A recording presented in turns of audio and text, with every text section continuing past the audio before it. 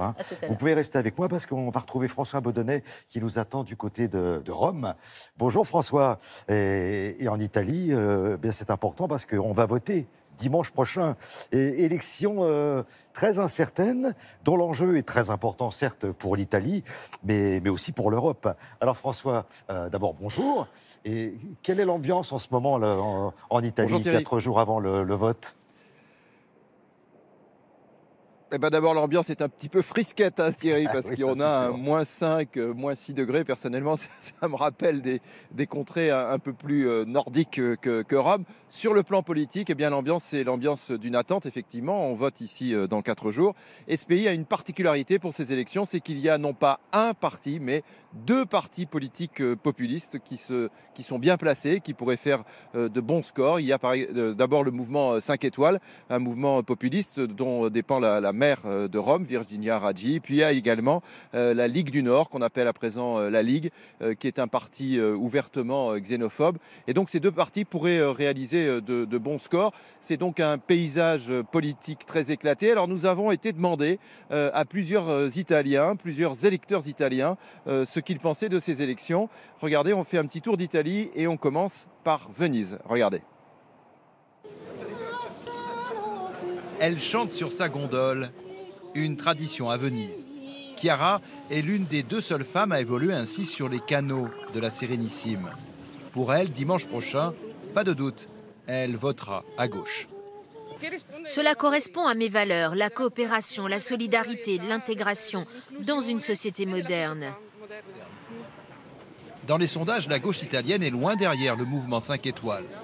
À Rome, Giancarlo, chauffeur de taxi, sera de ceux qui apporteront leur voix à ce parti anti-système et populiste. J'ai envie de changer les choses, de les essayer, de les mettre au défi et de voir si, comme ils le promettent, les choses vont vraiment être différentes, si c'est un succès. Mais sur tous les marchés d'Italie, comme ici à Catane, tout le monde parle du grand retour de Silvio Berlusconi, 81 ans. Il a occupé le devant de la politique de la péninsule pendant 25 ans. Et pourtant, c'est lui que le jeune Andrea va choisir.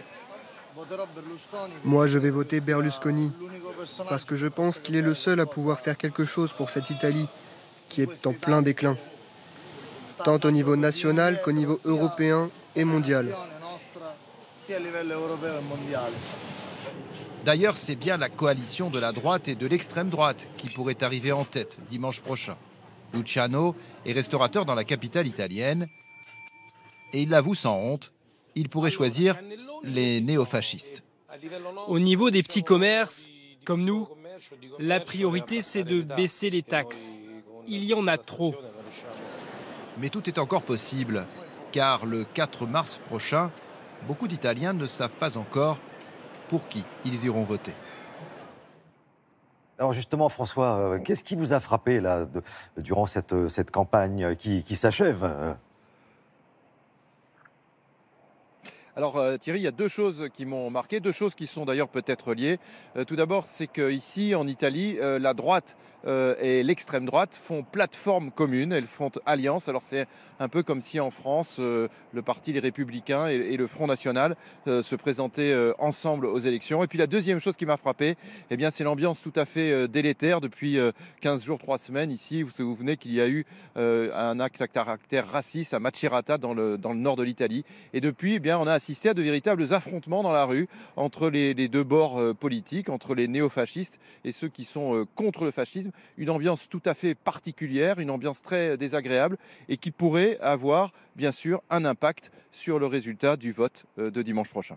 Merci beaucoup François et on vous retrouvera évidemment pour le résultat de ces élections très très bientôt.